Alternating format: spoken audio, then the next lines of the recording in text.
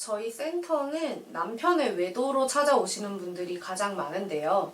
도대체 남자들은 왜 바람을 피우는 걸까요? 딱 한 가지 이유만 말씀해 주실 수 있을까요? 이런 비유를 들면 좀 이해가 쉬울 거예요.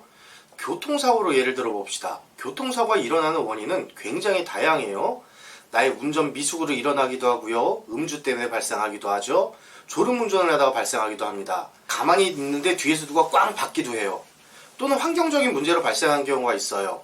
비가 내리는 날, 또는 눈이 갑자기 내리는 날, 빙판이 생겨가지고 휙 차가 도는 경우, 그런 경우들도 있죠. 교통사고가 일어나는 상황은 굉장히 많다. 여러분들은 다 아실 겁니다.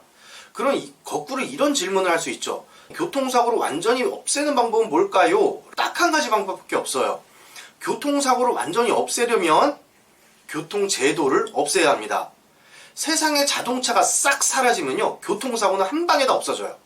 하지만 자동차라는 게 있고 운전을 하는 사람들이 있는 한, 교통제도가 있는 한 교통사고는 없앨 수가 없습니다. 교통사고는 생명에 위협을 주는 행위이기 때문에 나라에서 국가적으로 면허증이라는 걸 발급을 하고 운전을 할 수 있는 사람들만 운전을 할 수 있게 해요.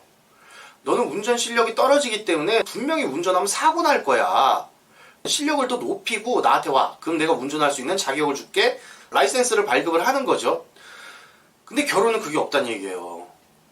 결혼을 교통사고와 비유적으로 예를 들면은 외도가 왜 발생하는지 너무너무 잘 알 수 있어요. 외도가 발생하는 원인 또한 다양합니다. 성격 차이 때문에 외도가 발생할 수도 있고, 섹스리스, 또는 아내분이 너무 무관심해서 남편들이 바람을 피는 경우도 있습니다. 또는 고부 갈등 때문에 외도가 발생하는 경우도 있고요. 남편의 환경 문제 때문에 외도가 발생하는 경우도 있어요. 또는 남편이 아주 나쁜 놈인 경우도 있죠. 그럼 이렇게 소소한 이유가 아니라 근본적인 이유가 뭐냐? 외도를 발생하는 근본적인 이유, 결혼을 했기 때문에 외도가 있는 겁니다. 결혼을 하지 않았다면요, 외도를 겪지 않죠. 고부 갈등 겪지 않아요. 성격 차이 겪지 않습니다. 무관심 이런 거 겪지도 않아요. 섹스리스 겪지도 않죠. 내가 남편이 없는데 남편의 외도를 겪을 수 있을까요? 남편이 있는 한 외도는 막을 수 없는 일입니다. 다시 말씀드립니다. 교통제도가 있고 자동차가 있고 운전하는 사람이 있으니까 교통사고가 일어나는 거예요. 따라서 결혼을 했기 때문에 외도가 발생하는 거다. 아내가 외도하는 단 하나의 이유는 무엇인가요? 역시 결혼을 했기 때문에. 남자 또한 결혼을 하지 않으면 아내의 외도는 겪을 일이 없죠. 여자 또한 결혼을 하지 않으면 남편의 외도는 겪을 일이 없는 겁니다. 외도의 단 하나의 이유, 그건 무엇이냐? 결혼을 했기 때문이다 라고 이해하시면 됩니다. 그런데 그 이야기는 조금 망언인 것 같은 게, 결혼을 했다고 해서 모든 남자들이 바람을 피우는 건 아니지 않나요? 네, 맞아요. 근데 우리가 현실은 받아들여야 된다는 얘기예요. 받아들일 현실을 받아들이자. 세상 모든 건요, 이것이 있으면 저것이 있어요.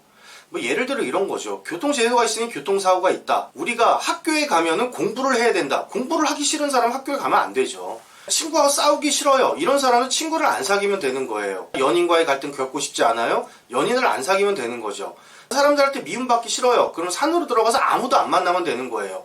우리가 무언가를 했을 땐 그만한 어떤 부정적인 것도 함께 따라옵니다. 따라서 운전을 했을 때 교통사고가 발생한다? 이거는 당연한 거예요. 당연한 것이기 때문에 면허증이라는 걸 발급을 하고 그 확률을 떨어뜨리는 거죠. 결혼을 했으면 겪어야 될 것들이 있는 거예요. 고부 갈등, 성격 차이, 섹스리스, 성적인 차이들, 생활 습관 차이들, 이런 것들 다 겪을 수 있고, 마지막으로 외도 또한 겪을 수 있는 문제입니다. 그런데 외도가 발생하면 불편하잖아요. 그래서 확률을 떨어뜨리고 살아야 된다는 얘기죠.